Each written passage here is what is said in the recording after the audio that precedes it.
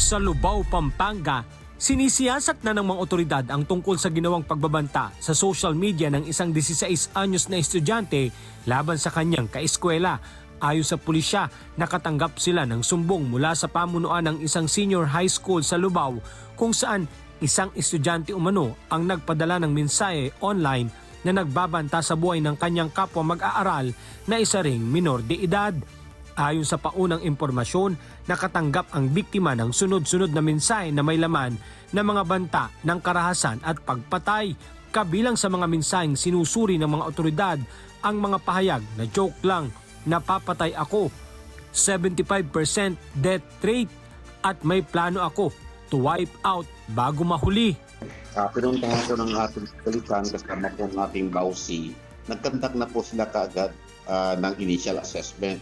Inarap yung school authorities, kasama yung bausi ng barangay, kasama yung parents ng both parties. Pati yung dalawang minor po kasi ito.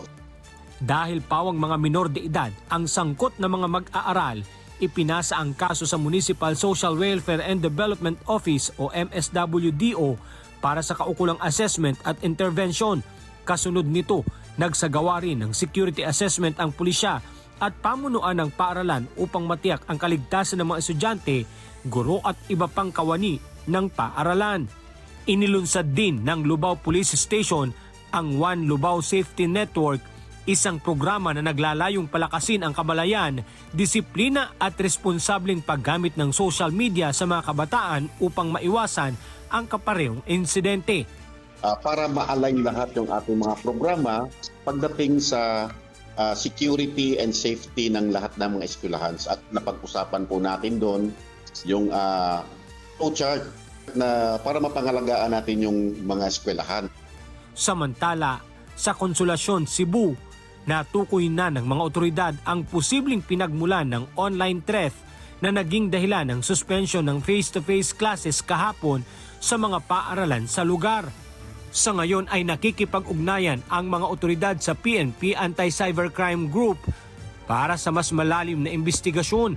Ayon sa mga otoridad, ang account na may display name na Charlie Kirk sa isang social media platform ang pinagmulan ng mensahe na nagdulot ng pangamba para sa kaligtasan ng mga guro at mag-aaral sa paaralan. At upang matiyak ang seguridad, magpapakalat ng mga pulis, SWAT at mga barangay tanod sa paligid ng eskwelahan.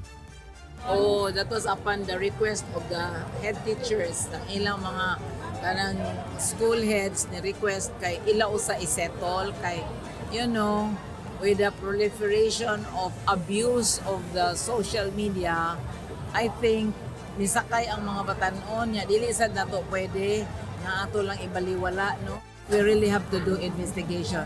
There were two reactions on my end. Akong una, dili ni tagaan og pagtagad kay mo naman ni monay uso mo na gibuhat. But secondly, let us not also take this for granted because if what, no? So what I did, ako na yung gitawagan ang hepe sa pulis, gitawagan sa nako ang mga maestro. Ngayong araw, balik eskwela na ang mga estudyante at guro sa La Konsolasyon, Cebu. Alan Manansala, humahataw sa balita ngayon.